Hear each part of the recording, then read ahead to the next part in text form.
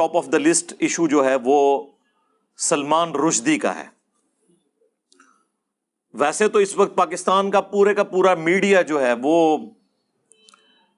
شہباز گل صاحب کو ڈسکس کر رہا ہے کہ ابھی ان کو فلاں جگہ لے گئے، اب ان کو فلاں جگہ لے کے جا رہے ہیں، اور کیا حکومت کے لوگ، کیا اپوزیشن کے لوگ اور پورے کا پورا سوشل میڈیا اسی ایک ایشو کے پیچھے پڑا ہوا ہے. حالانکہ اس وقت پاکستان کا سب سے بڑا مسئلہ جو ہے وہ یہ ہے کہ سندھ میں اور بلوچستان کے اندر پچھلے سالوں کی نسبت بہت زیادہ بارشیں ہوئی ہیں اور کافی زیادہ لوگ سیلاب کی نظر ہو چکے ہیں. جو فوت ہو گئے اللہ تعالیٰ ان کی مغفرت کرے اور لواحقین کو صبر دے، صبر کے اوپر اجر عظیم عطا فرمائے، ان کے لیے آسانیاں فرمائے. تو بجائے یہ کہ ہماری جو موجودہ حکومت ہے وہ اس طرف توجہ دیتی، ان کا پورا مسئلہ اس وقت جو ہے وہ شہباز گل کا ایشو بنا ہوا ہے. کبھی ان کو کورٹ میں پیش کیا جاتا ہے، کبھی جو ہے وہ جیل میں چلے جاتے ہیں، کبھی کچھ اور خبریں آنا شروع ہو جاتی ہیں. کل عمران خان صاحب نے بھی باقاعدہ ایک ریلی کی قیادت کی، اس میں وہ سب کو بائی نیم مینشن کر کے دھمکیاں لگا رہے تھے، جس طرح 2014 میں لگایا کرتے تھے. تو یہ ہمارے ملک کے اب مسائل رہ گئے ہیں جی. ہم یہ سمجھتے ہیں اس پلیٹ فارم سے کہ اگر واقعی ویسا ہوا ہے جو کہ بیان کیا جا رہا ہے، ایکسٹرا جوڈیشل ایکٹیویٹی ان کے ساتھ پرفارم کی گئی، تو ہم اسے کنڈیم کرتے ہیں مبینہ. ظاہر ہے ہمارے پاس تو اب کوئی ایسا فورم نہیں کہ اس سے ہم تصدیق یا تردید کر سکیں.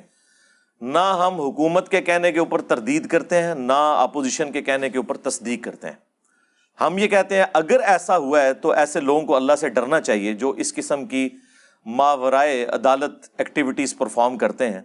برا وقت کسی کے اوپر بھی آ سکتا ہے، اور اگر یہ جھوٹی خبریں ہیں تو جو لوگ یہ جھوٹ پھیلا رہے ہیں صرف پولیٹیکل گینز کی خاطر، انہیں بھی شرم و حیا کرنی چاہیے کہ اللہ کے حضور انہوں نے پیش ہونا ہے. بہرحال عمران خان صاحب ظاہر ہے کہ اس وقت کافی پریشان ہیں، اور ان کے مخالفین کو ایک بڑا نادر موقع مل گیا ہے ان کے ایک بیان کی وجہ سے، جو کچھ دن پہلے ہی گارڈین اخبار کے اندر چھپا، اور اس کی کلیریفیکیشن بھی کل دے دی عمران خان صاحب نے کہ میں نے قطعاً سلمان رشدی کو سپورٹ نہیں کیا تھا.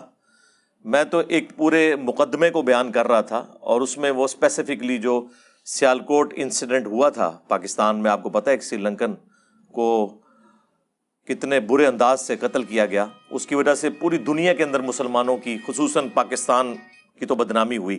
اس وقت چونکہ پرائم منسٹر تھے عمران خان صاحب، وہ کہہ رہے ہیں میں تو پوری دنیا سے جو حکمران ہیں مختلف ملکوں کے، ان کی فون کالز ریسیو کر رہا تھا کہ یہ آپ کے ملک کے اندر کیا ہو رہا ہے.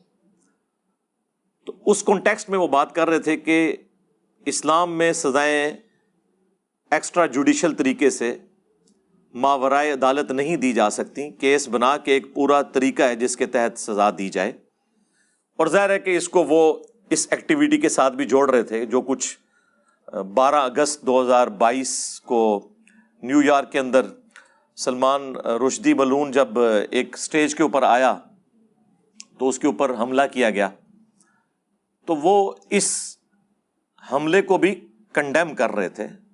اور میرا خیال ہے کوئی اس کو کنڈیم کرنے میں کوئی برائی والی بات نہیں ہے. یہ کنڈیم کرنا یہ کب سے ہو گیا کہ وہ اس کی اس کتاب کو سپورٹ کر رہے ہیں؟ اس سے آپ یہ کیسے رزلٹ نکال لیں گے کہ یہ گستاخوں کا سپورٹر بنا ہوا ہے صرف اپنے پولیٹیکل گینز کی خاطر؟ اللہ کو آپ نے جان نہیں دینی، اللہ سے ڈر جائیں. اس قسم کے جھوٹے الزامات اس شخص کے اوپر جس نے UN کے اندر بہترین تقریر کی، لا الہ الا اللہ کا نعرہ بلند کیا، اس شخص کے اوپر جس نے اسلامو فوبیا کے خلاف پوری دنیا کے اندر اتنی طاقتور آواز اٹھائی کہ کبھی کسی مسلمان حکمران نے نہیں اٹھائی، اور اس کا رزلٹ یہ نکلا کہ 15 مارچ ہر سال جو ہے اسلامو فوبیا کے حوالے سے ایک دن قرار دے دیا گیا. اس شخص کے اوپر جس نے 8 سے 10 سال پہلے انڈیا میں ایک کانفرنس میں شریک ہونے سے صرف اس لیے انکار کر دیا کہ وہاں پہ سلمان رشدی آیا ہوا ہے اور وہ گستاخ رسول ہے، میں ایسے فورم سے خطاب نہیں کروں گا.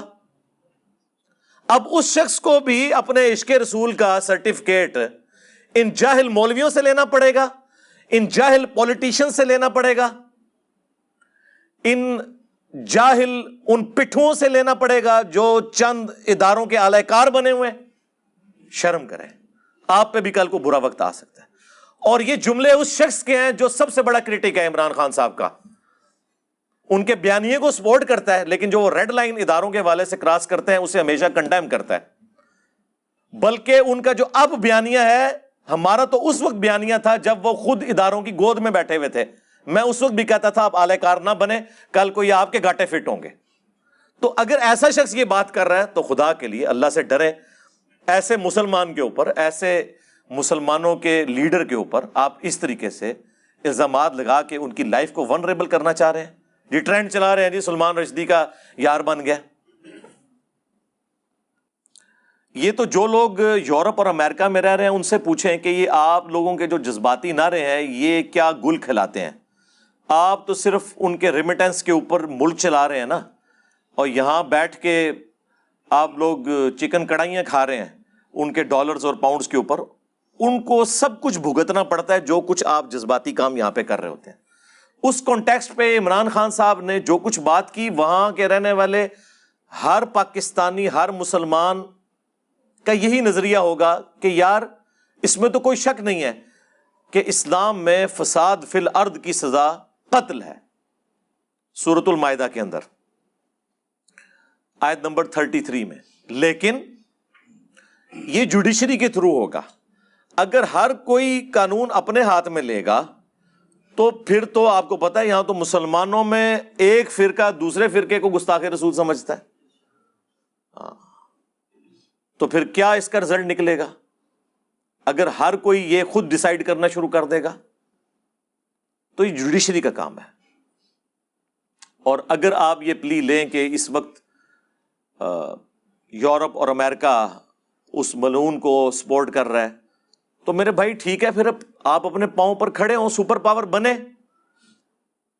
دیکھیں امریکہ کو اگر کوئی بندہ مطلوب ہوتا ہے وہ دنیا کے کسی ملک میں بھی ہو، وہ اسے حاصل کر لیتے ہیں نا کہ یہ مجرم ہے ہمارا۔ کاش آج ہم بھی اتنے مضبوط ہوتے تو ہم امریکہ اور یورپ سے ڈیمانڈ کرتے کہ اس خبیث کو ہمارے حوالے کریں، ہم کورٹ میں کیس چلائیں گے اس کے خلاف جو اس نے فساد فی الارض مچایا ہوا ہے۔ اور اگر ایسا نہیں ہے تو اس قسم کی ایکٹیویٹی سے اسلام کو یا مسلمانوں کو نقصان ضرور ہوتا ہے، فائدہ کوئی نہیں ہوتا۔ ایک منفی پروپیگنڈا شروع کر دیتے ہیں اور اس کے لیے ایندھن ہم لوگ پرووائڈ کر رہے ہوتے ہیں۔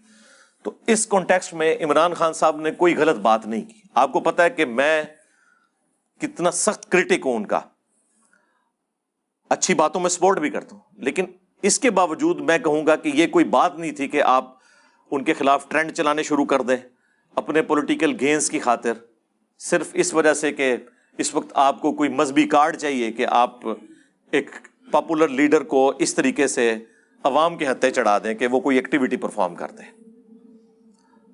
تو اس حوالے سے ہمارا تو بالکل کلیئر کٹ سٹانس ہے۔ باقی عمران خان صاحب نے جو بیانیہ اس وقت اپنایا ہے، جس میں اب وہ اللہ کا شکر ہے کہ تھوڑا بہت بیک فٹ پہ گئے ہیں، انہوں نے شہباز گل صاحب کی جو سٹیٹمنٹ ہے اس سے انہوں نے خود ایکسیپٹ کر لیا ہے کہ ایک ریڈ لائن کو کراس کیا گیا، اور وہ ریڈ لائن کوئی فوج کے حوالے سے نہیں ہے، پاکستان کے آئین کے حوالے سے ہے۔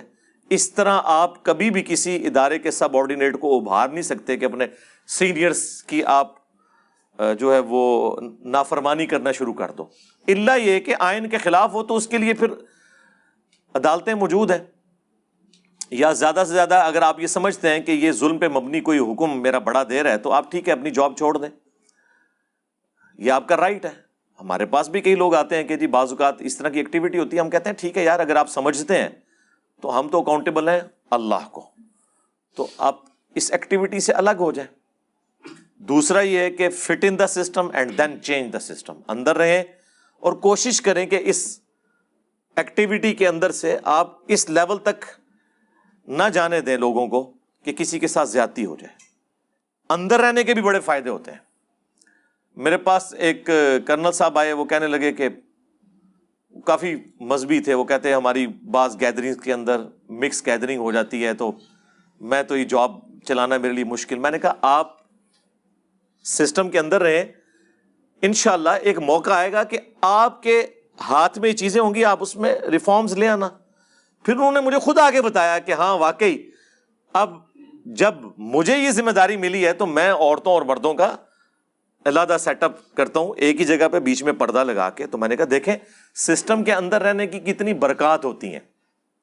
اسی لیے ہم نان اسٹیٹ ایکٹرز کے خلاف ہیں. اس لیے ہم عمران خان صاحب کو بھی یہ سمجھاتے ہیں کہ آپ اگر اس لیول تک اتریں گے نا اس بیانیے کے اندر تو پھر میں نے تو آپ کو بہت پہلے یہ بات کی ہوئی ہے. دیکھیں ابھی تک میں نے جتنی باتیں کی ہیں ایک ایک کر کے ٹھیک ہو رہی ہے کہ جب وہ کسی کو نکالتے ہیں نا تو پھر فوراً جو الیکشن ہے اس میں اس کو نہیں لے کے آتے، اگلی دفعہ بے شک لے آئیں، کیونکہ ظاہر ہے کہ دونوں طرف لوہا گرم ہوتا ہے. تو اگر یہ آپ طریقہ اڈاپٹ کریں گے تو شاید اگلی دفعہ بھی آپ کا نمبر نہ لگے. اس لیے پلیز ریڈ لائن کو کراس نہ کریں. ہاں ان پرنسپل اس وقت پاکستان کی تمام پولیٹیکل جماعتیں انکلوڈنگ نون league, JUIF، Jamaat Islami, Peoples party اور PTI بھی، سب کا یہ بیانیہ ہے کہ فوج کا کوئی دخل نہیں ہونا چاہیے پولیٹیکل میٹرز کے اندر. اب تو خیر وہ خود بھی چیخ چیخ کے کہہ رہے ہیں. میں نے اکثر کہا کہ DGISPR کی آدھی پریس کانفرنس اس کے اوپر ہوتی ہے کہ ہمارا سیاست سے کوئی تعلق نہیں ہے. تو وہ تو میں نے انہیں کہا کہ آپ روزانہ 100 دفعہ بھی یہ تسبیح کھینچیں نا، 100 سال تک بھی، تب بھی لوگوں کو یقین نہیں آئے گا جب تک کہ آپ کوئی ایسی ایکٹیویٹیز اپنے ایکشن سے شو نہ کریں کہ واقعی آپ کا کوئی تعلق نہیں ہے. لیکن کچھ عرصے بعد ہی وضو ٹوٹ جاتا ہے، کوئی ایک ایسا چھوٹا سا بیان آ جاتا ہے کسی صحافی کے ذریعے، پھر پورے کا پورا معاملہ جو ہے وہ شفٹ ہو جاتا ہے. تو یہ نہیں ہونا چاہیے.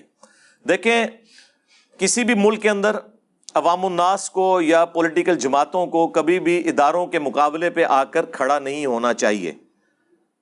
اور اس میں مجرم صرف پولیٹیکل جماعتیں نہیں ہوتی، بلکہ بڑے مجرم وہ ریاستی ادارے ہوتے ہیں کہ وہ اس طرح کی ایکٹیویٹیز پرفارم کرتے ہیں کہ عوام اور پولیٹیکل لیڈرز ان کے خلاف ہو جاتے ہیں.